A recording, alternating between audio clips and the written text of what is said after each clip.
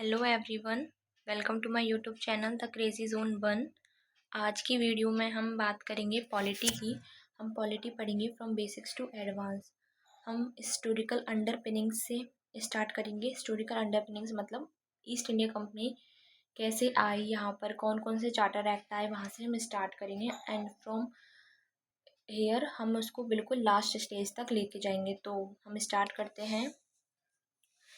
सन है around 1600 AD। 1600 AD की बात है जब ईस्ट इंडिया कंपनी जो थी वो जाती है क्राउन के पास, क्राउन ऑफ द इंग्लैंड के पास जाती है। और वो क्राउन ऑफ द इंग्लैंड यानी कि क्वीन एलिजाबेथ थी उस टाइम पर, उनसे कहती है कि आप हमें क्या दीजिए, मोनोपोली दीजिए। क्या दीजिए? मोनोपोली दीजिए। What is monopoly?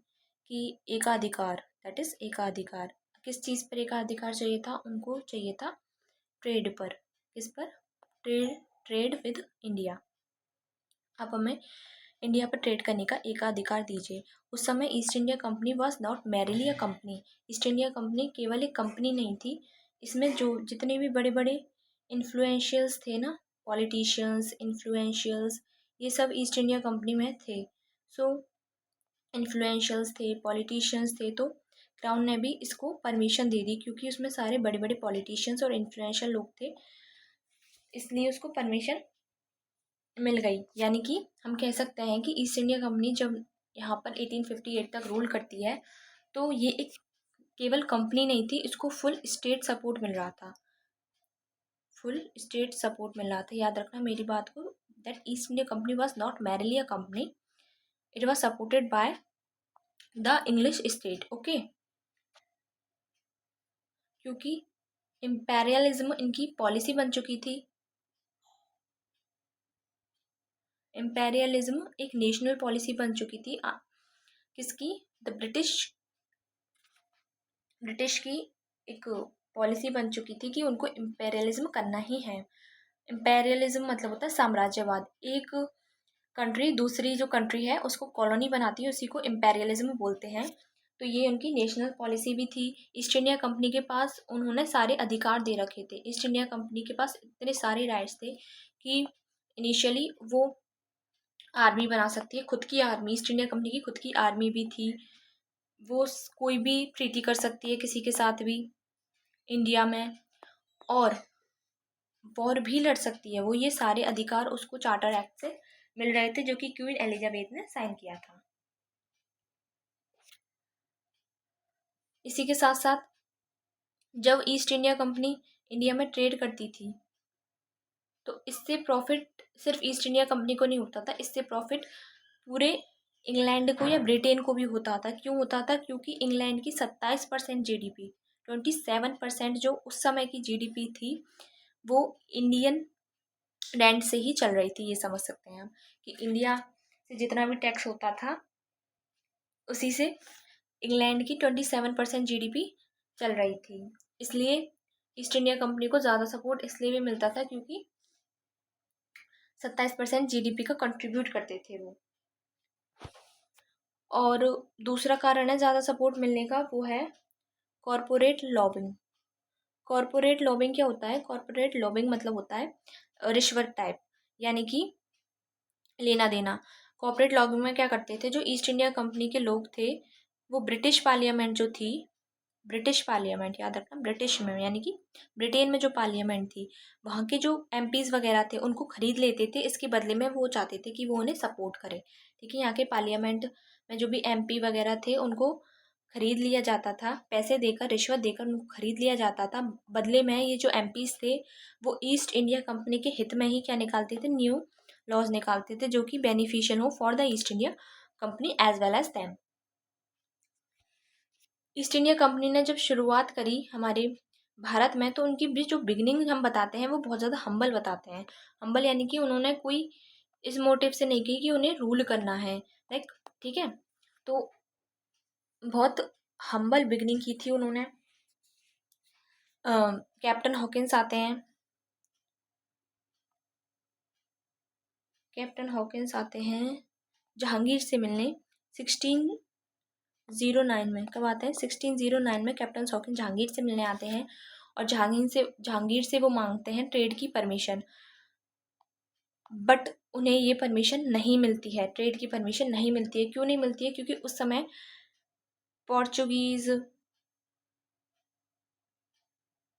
भी हमारे यहाँ पर ट्रेड कर रहे होते हैं। तो पोर्चुगीज़ जब ट्रेड कर रहे होते हैं तो वहाँ से इसका बहुत ज़्यादा अपोज करते हैं पोर्चुगीज़, और जहांगीर उन्हें फिर परमिशन नहीं देता है कैप्टन हॉकिंस को ट्रेड करने की। मतलब 1609 में उन्हें परमिशन नहीं मिलती है और वो 1611 में चले जाते हैं।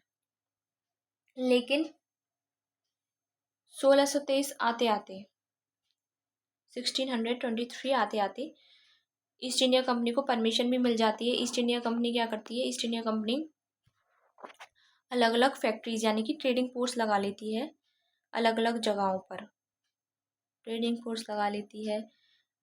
ये ट्रेडिंग फोर्स लगाती है सूरत में, भरूच में, अहमदाबाद में, आगरा में, मसूलीपट्टनम में। इन सब जगह ये एक अपनी ट्रेडिंग फोर्स लगा लेती है। लेकिन हमेशा याद रखना, जो ब्रिटिशर्स थे वो बहुत ज़्यादा कनिंग थे, बहुत ज़्यादा स्मार्ट थे। वो जानते थे कि इंडिया में एक अपॉर्चुनिटी है। Sorry, so sorry, wait a while. Okay, वो बहुत ज़्यादा कनिंग थे and very smart. They are very smart guy. वो जानते थे कि इंडिया में एक अपॉर्चुनिटी है, वो अपॉर्चुनिटी उन्हें रूल करने का मौका देगी। अपॉर्चुनिटीज़ है क्योंकि उस समय तक एक कुछ ऐसे इंसिडेंट्स हुए जिनसे उन्हें ये भरोसा हो गया कि हाँ, they can rule in India. तो कुछ इंसिडेंट्स हुए, उनमें से एक इंसिडेंस है मुगल का decline, decline of the Mughal. तो हुआ क्या था? बात है औरंगजेब की। जैसे कि सबको पता है औरंगजेब ने क्या किया था।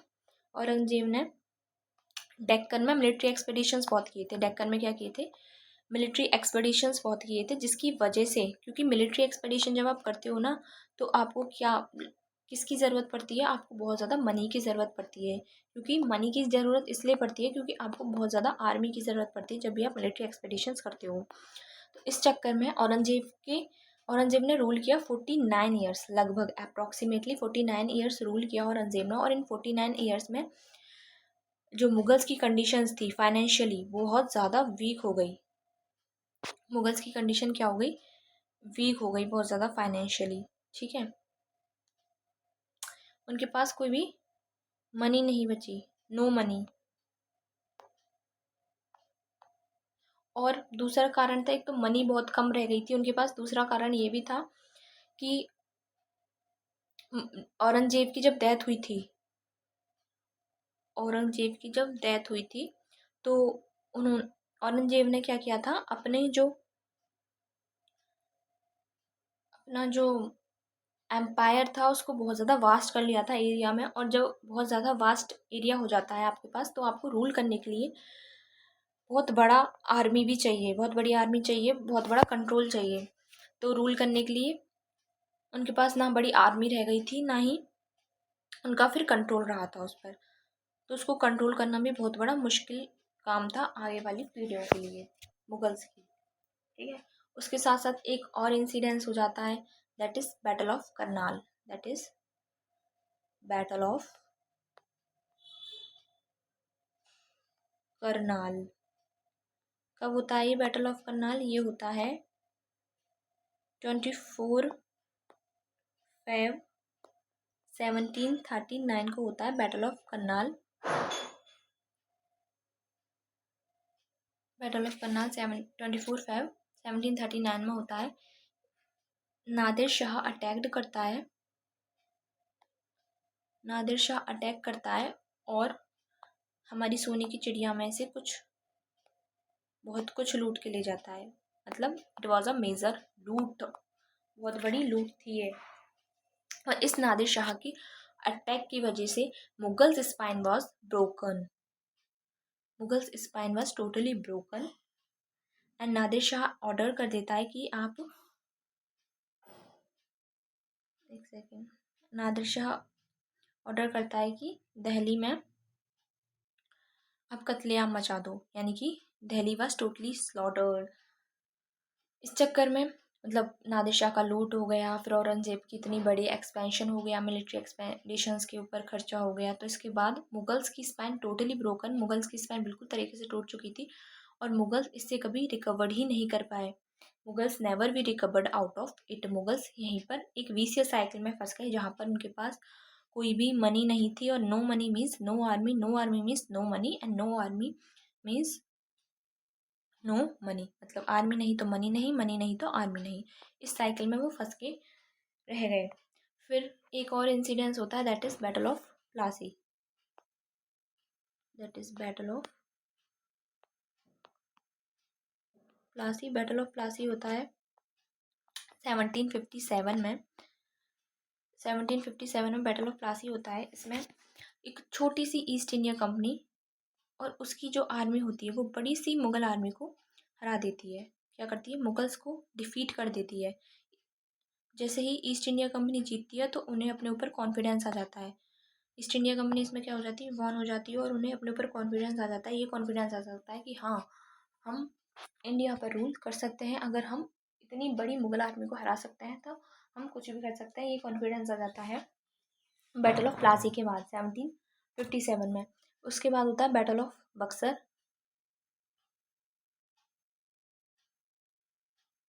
बैटल ऑफ बक्सर होता है 1764 और इसमें भी ईस्ट इंडिया कंपनी ही जीत जाती है। ईस्ट इंडिया कंपनी इसमें भी जीत जाती है तो उन्हें और ज़्यादा कॉन्फिडेंस आ जाता है। लेकिन ये बैटल इम्पोर्टेंट होता है for the East India company, क्योंकि जब से जो ईस्ट इंडिया कंपनी थी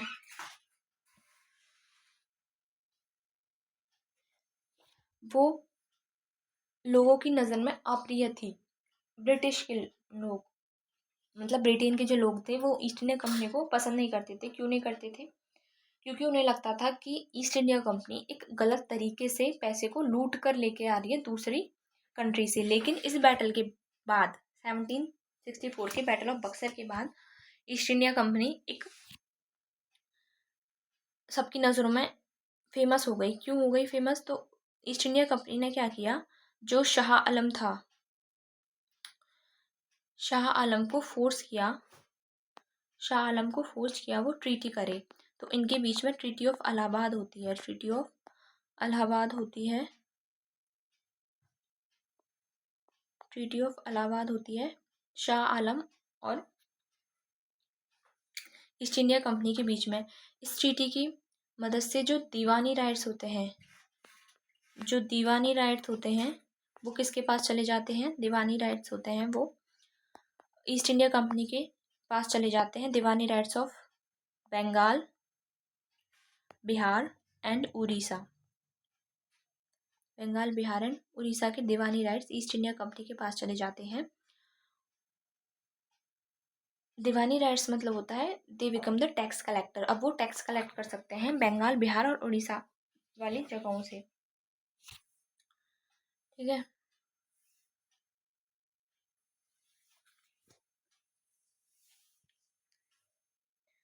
तो ईस्ट इंडिया कंपनी भी इस वजह से फेमस बन जाती है क्योंकि अब वो लग रहा था कि वो सब कुछ जो भी कर रहे हैं वो लेजिटिमेसी में कर रहे हैं। ईस्ट इंडिया कंपनी के जो लोग थे वो बहुत ज़्यादा मतलब कनिंग थे। वो सारी चीज़ें पॉलिटिकली करेक्ट दिखाने की कोशिश करते थे। वो जो भी करते थे उसको ये ट्राई करते थे कि हम जो भी कर रहे हैं वो पॉलिटिकली करेक्ट है। मतलब वो अपनी लेजिटिमेसी दिखाने की कोशिश करते थे। तब कीवर्ड इज लेजिटिमेसी। ठीक है, याद रखना। वो अपनी लेजिटिमेसी दिखाने की कोशिश करते थे कि हम जो भी कर रहे हैं वो अंडर द लॉ कर रहे हैं, हम कोई भी इलीगल वर्क नहीं कर रहे हैं। इस बैटल के बाद जो ईस्ट इंडिया कंपनी होती है वो बंगाल में अपना एक गवर्नर बैठाती है। गवर्नर, ठीक है। गवर्नर ऑफ बंगाल बनता है सबसे पहले Robert Clive. Robert Clive first governor बनता है बंगाल का। First governor of Bengal of Robert Clive. इसके बाद ईस्ट इंडिया कंपनी काफ़ी ज़्यादा प्रॉफिट कमाने लग गई थी। ईस्ट इंडिया कंपनी क्या कर रही थी, ईस्ट इंडिया कंपनी के पास बहुत ज़्यादा प्रॉफिट आ रहा था, बहुत ही ज़्यादा। बट फिर भी वो क्या थी, लॉस में चल रही थी। But still in the huge loss, बहुत बड़े लॉस में चल रही थी। इतना प्रॉफिट के बाद भी वो लॉस में इसलिए चल रही थी क्योंकि जो कंपनी के ऑफिसर्स थे वो बहुत ज़्यादा करप्ट थे।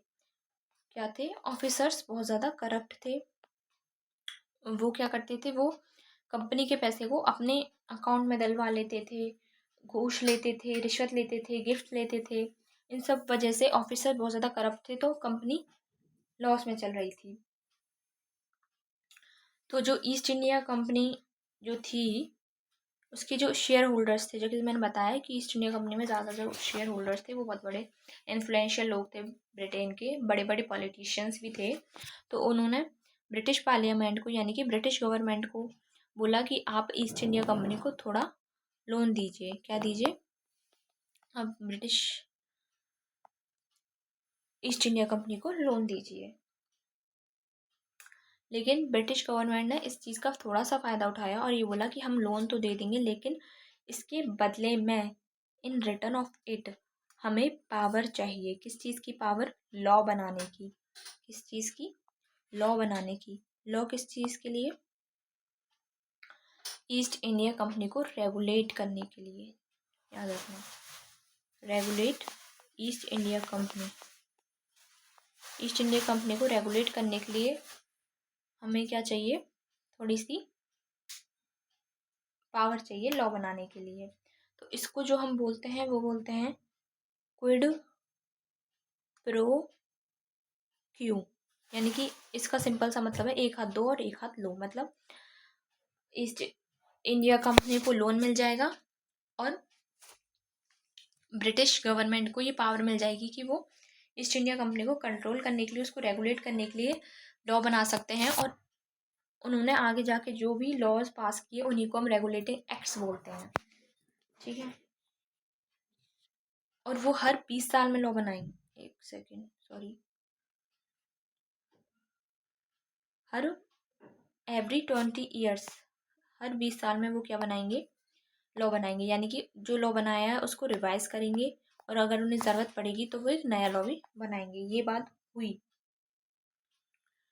इसमें, लोन देने में ये बात हुई थी। तो पहला रेगुलेटिंग जो एक्ट बना था, फर्स्ट रेगुलेटिंग एक्ट्स बनेंगे। अब फर्स्ट रेगुलेटिंग एक्ट जो बना था इसी के बाद 1773 में बना था। 1773 में पहला रेगुलेटिंग एक्ट बना था। हर 20 साल में बनते गए, तो 1773 के बाद फिर 1793, फिर 1813, देन 1833 एंड देन 1853। मतलब हर एक 20 साल में ये क्या बन रहे थे, हर 20 साल में रेगुलेटिंग एक्ट्स बन रहे थे। तो पहला रेगुलेटिंग एक्ट आता है, रेगुलेटिंग एक्ट आता है 1773 में, सॉरी, फर्स्ट रेगुलेटिंग एक्ट आता है 1773 में। और रेगुलेटिंग एक्ट पास क्यों किए थे, क्योंकि उन्हें कंट्रोल करना था और रेगुलेट करने थे the affairs of the East India company in India. That's why regulating act हमने मतलब ब्रिटिश गवर्नमेंट पास कर रही थी। 1773 से पहले क्या आता था, इंडिया 3 जोन्स ऑफ पावर में डिवाइडेड थी। 3 जोन्स ऑफ पावर, यानी कि बंगाल का गवर्नर अलग, मद्रास का अलग एंड बॉम्बे का अलग। मतलब तीनों के अलग अलग गवर्नर्स थे, तीनों में पावर डिवाइडेड थी। सबकी अपनी अपनी प्रेसिडेंसी थी, सबके पास अपनी अपनी पावर्स थी। लेकिन इस 1773 के एक्ट से उन्होंने क्या किया, उन्होंने इन तीनों को मर्ज करने की सोचा। मर्ज करने की क्यों सोचा, क्योंकि वो चाहते थे सेंट्रलाइजेशन हो जाए। क्या हो जाए, सेंट्रलाइजेशन। क्योंकि जितना ज़्यादा सेंट्रलाइजेशन होगा उतना ज़्यादा पावर कंट्रोल में रहेगी एक ही इंसान के पास। सेंट्रलाइजेशन मतलब कंट्रोल ऑफ वन। हमारे इंडिया में डिसेंट्रलाइजेशन है। क्या है, डिसेंट्रलाइजेशन, यानी कि एक पूरी कंट्री लेवल पे पीएम है, फिर स्टेट लेवल पर सीएम है, उससे छोटे डिस्ट्रिक्ट लेवल पे एमएलएज हैं, राइट। तो ऐसे हमारे यहाँ पर पावर डिस्ट्रीब्यूट है, डिसेंट्रलाइजेशन बोलते हैं इसको। लेकिन पहले जो पावर डिसेंट्रलाइज थी 1773 से पहले, उसको ब्रिटिश गवर्नमेंट क्या करना चाहती थी, सेंट्रलाइज करना चाहती थी। इसका मतलब ये है वो इनडायरेक्टली कंट्रोल करना चाहती थी हमारी पूरी इंडिया को। Regulating act of 1773। तो पहला रेगुलेटिंग एक्ट आता है 1773 का। इसको हम बोल सकते हैं it was the first step of decentralisation, first step of centralisation of governance in India. मतलब पहला कदम रखा सेंट्रलाइजेशन के लिए। This was just the first step of centralisation of governance in India. 1773 से पहले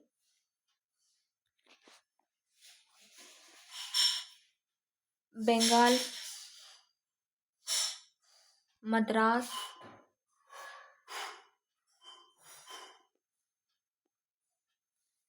बॉम्बे, इन सब का एक गवर्नर था। इन सब का क्या था, एक गवर्नर था।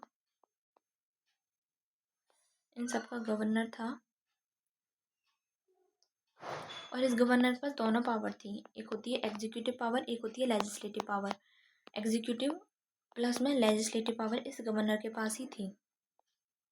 यानी कि गवर्नर जो था उस समय पर हेड था एग्जीक्यूटिव पावर और लेजिस्लेटिव पावर। लेकिन रेगुलेटिंग एक्ट 1773 से क्या किया, जो लेजिस्लेटिव पावर थी बॉम्बे और मद्रास की, वो धीरे धीरे बंगाल के गवर्नर के पास चली गई। यानी कि याद रखना, लेजिस्लेटिव पावर्स किसको दे दी गई, लेजिस्लेटिव पावर दे दी गई बंगाल वाले को। लेजिस्लेटिव पावर किसको दे दी गई, बंगाल वाले को दे दी गई। किसकी, मद्रास और बॉम्बे की जो लेजिस्लेटिव पावर्स थी वो दे दी गई बंगाल वाले को। और यहीं से जो गवर्नर, पहले हम गवर्नर बोलते थे, उसका नाम पड़ा governor general of Bengal. Governor की जगह गवर्नर जनरल ऑफ बंगाल बन गया। और फर्स्ट पहला गवर्नर जनरल कौन था बंगाल का, वो था Warren Hasting. Warren Hasting was the first governor general of Bengal. पहले रॉबर्ट क्लाइव गवर्नर बना बंगाल का और गवर्नर जनरल वॉरेन हेस्टिंग बना। ब्रिटिश गवर्नमेंट ने क्या किया, एक फोर मेंबर एग्जीक्यूटिव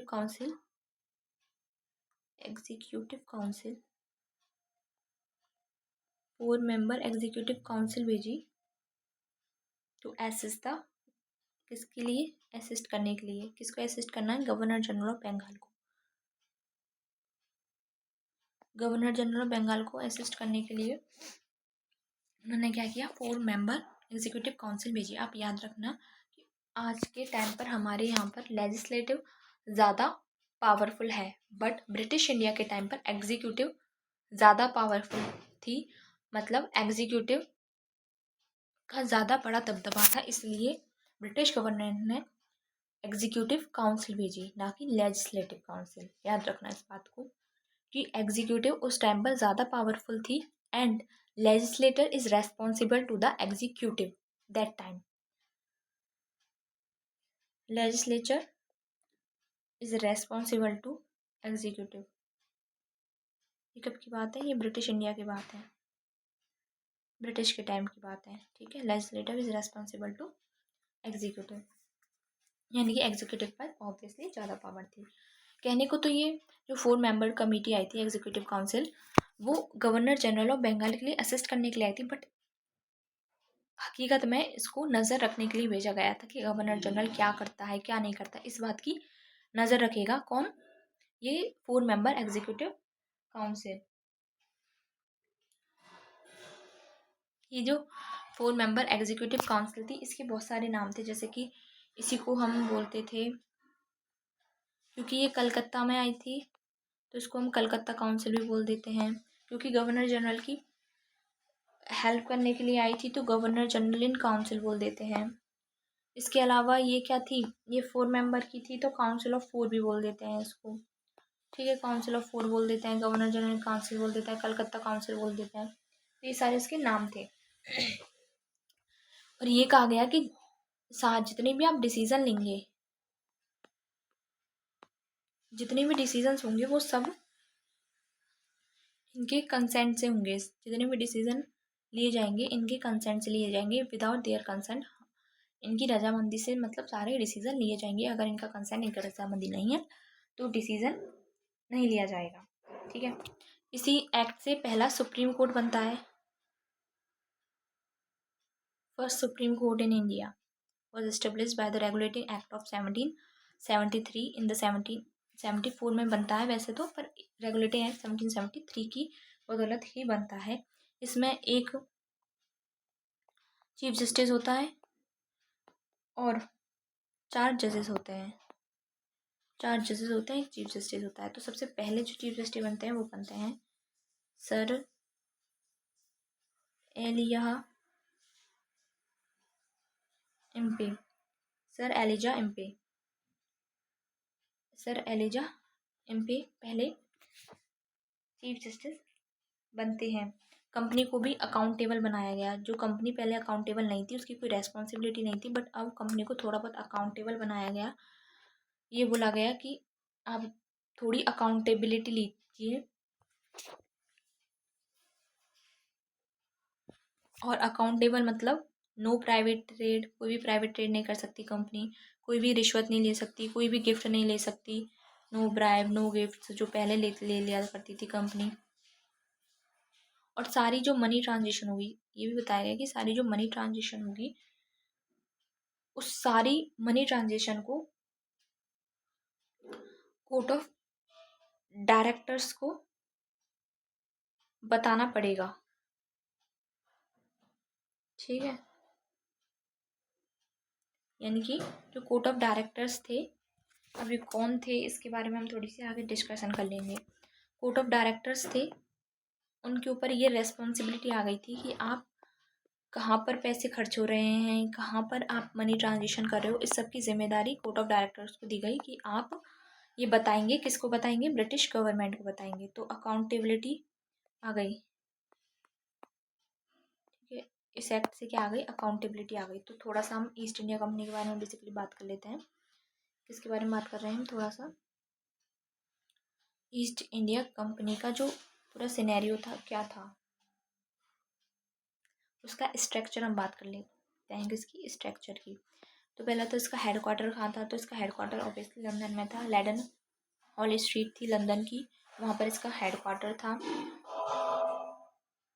जो इस कंपनी में जितने भी बड़े बड़े इन्फ्लुएंशियल लोग थे, पॉलिटिशियंस थे, मैंने बताया कि जो कंपनी के शेयर होल्डर्स थे, बड़े बड़े पॉलिटिशियंस थे, इन्फ्लुएंशियल लोग थे, यानी कि उन शेयर होल्डर्स को बोलते थे,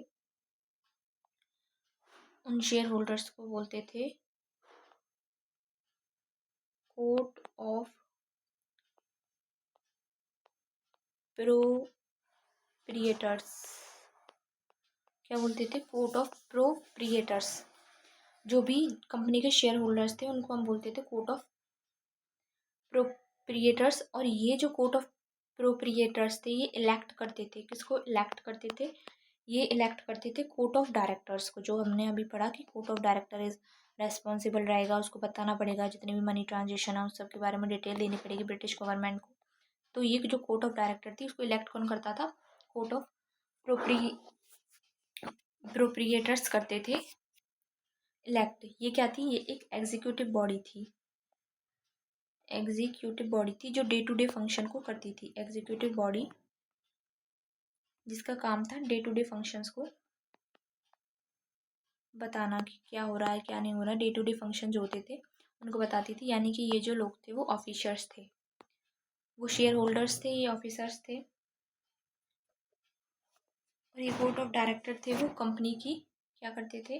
कंपनी की जो पॉलिसीज़ हैं उनको भी कंट्रोल करके रखते थे court of director, including political and revenue. Political revenue matters को भी कौन देखते थे? कंपनी के कोर्ट ऑफ डायरेक्टर्स देखते थे, याद रखना। ये मैंने बता ही दिया है कि याद रखना 1773 मतलब ब्रिटिश के टाइम पर एग्जीक्यूटिव एक प्राइमरी बॉडी थी जिसको अधिकार था कि वो कानून भी बना सकती है। जैसे कि आज के टाइम पर तो लॉज बनाते हैं, वो बनाती है लेजिस्लेचर, लेकिन उस टाइम पर लेजिस्लेचर अगर नहीं होती थी, लेजिस्लेटिव असेंबली कोई भी कारण से नहीं आती थी, तो एग्जीक्यूटिव के पास ये पावर थी कि वो क्या बना सकती है, लॉ बना सकती है। मतलब ये एक प्राइमरी बॉडी थी, याद रखना, एग्जीक्यूटिव एक प्राइमरी बॉडी थी उस टाइम पर।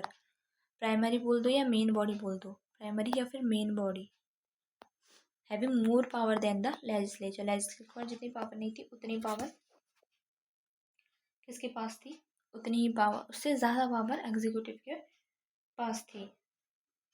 ब्रिटिश इंडिया में legislature is responsible to the executive.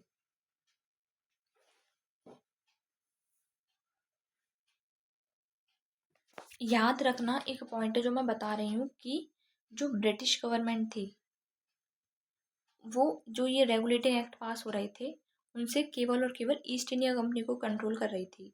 East India company को कंट्रोल कर रही थी, वो इससे इंडिया को कंट्रोल नहीं कर रही थी। इन एक्ट से इंडिया को कंट्रोल नहीं कर रही थी, याद रखना, वेरी इंपॉर्टेंट है कि ये समझो इंडिया को कंट्रोल हो गया है, इंडिया का भी कंट्रोल नहीं हुआ है, वो इंडिया को कंट्रोल नहीं कर रही हैं इस एक्ट से। वो केवल और केवल किसको कंट्रोल कर रही हैं, वो सिर्फ ईस्ट इंडिया कंपनी को कंट्रोल कर रही हैं। और ये ऐसा कौन कहता है, ये क्लियरली मेंशन होता है इन द रेगुलेटिंग बिल। जो रेगुलेटिंग बिल होता है उसमें मेंशन करता है north, regulating bill of Lord north 1773। इसमें ये क्लियरली मेंशन करता है कि हमारी जो कंपनी है, मतलब हमारी जो गवर्नमेंट है, वो केवल और केवल ब्रिटिश जो ईस्ट इंडिया कंपनी है उसको कंट्रोल कर रही है, ना कि इंडिया को। लेकिन देयर वॉज अ सर्टीन प्रॉब्लम्स। क्या थी, कुछ प्रॉब्लम्स थी हमारे रेगुलेटिंग एक्ट में। रेगुलेटिंग एक्ट ऑफ 1773 में 1773 में कुछ प्रॉब्लम्स थी जिसकी वजह से प्रॉब्लम्स क्रिएट हो रही थी। जैसे इसमें कुछ भी क्लैरिफाई नहीं किया गया, क्लैरिटी नहीं दी गई। किस चीज़ की क्लैरिटी, इसमें ये नहीं बताया गया कि गवर्नर जनरल और गवर्नर जनरल इन काउंसिल के पास पावर किसके पास ज़्यादा होगी, गवर्नर जनरल के पास ज़्यादा होगी या गवर्नर जनरल इन काउंसिल के पास ज़्यादा पावर होगी। ये भी नहीं बताया कि गवर्नर जनरल इन काउंसिल की पावर ज़्यादा है या सुप्रीम कोर्ट की पावर ज़्यादा है। कौन से केसेस को सुप्रीम कोर्ट के पास जाना चाहिए, कौन से केसेस को गवर्नर जनरल काउंसिल के पास जाना चाहिए। ठीक है, ऐसी सारी जो चीज़ें थी वो पता ही नहीं गई कि कौन सुप्रीम कोर्ट में अपील कर सकता है, कौन गवर्नर जनरल काउंसिल के पास जा सकता है। मतलब the act did not specify whose authority would be final in case of a conflict between the council and the court regarding the jurisdiction of the civil and military administration। यानी कि इसका simple सा मतलब ये है कि उस समय एक बिल्कुल अनक्लियर लॉ था, अनक्लियर लॉ था, याद रखना। अनक्लियर बोल दो, एम्बिगुअस बोल दो, बैग लॉ बोल दो, और जब भी अनक्लियर लॉ होता है तो ये ओपन टू मिसयूज होता है, याद रखना। Unclear law is open to misuse, इसका आप मिसयूज कर सकते हो। ओके, इन सब डिफेक्ट की वजह से जो रेगुलेटिंग एक्ट था अपना 1773 का, वो क्या हो जाता है, फेल हो जाता है। और जब ये फेल होता है तो हमें, यानी कि ब्रिटिश गवर्नमेंट को, एक अमेंडिंग एक्ट निकालना पड़ता है। ब्रिटिश गवर्नमेंट एक अमेंडिंग एक्ट निकालती है, अमेंडिंग एक्ट 1781 में। जब 1773 का रेगुलेटिंग एक्ट फेल होता है तो अमेंडिंग एक्ट 1781 निकाला जाता है। इसी अमेंडिंग एक्ट को हम एक्ट ऑफ सेटलमेंट भी बोलते हैं। और ये क्यों बनाया गया था, to correct the defects in regulating act of 1773। याद रखना, 1781 में क्या निकालता है, अमेंडिंग एक्ट निकालता है, जिसको हम आगे की वीडियोज़ में कम्प्लीटली डिटेल से पढ़ेंगे। So thank you so much to watch this video. अगर आपको वीडियो पसंद आई हो तो इसे लाइक करना, शेयर करना चैनल को, और सब्सक्राइब कर लेना चैनल को, क्योंकि पूरी सीरीज़ हम कंप्लीट करने वाले हैं पॉलिटी की, इसके अलावा ज्योग्राफी की, इंग्लिश की, हम सब कुछ पढ़ेंगे इसमें। सो हमारे चैनल को सब्सक्राइब करिएगा। Thank you so much for watching this video.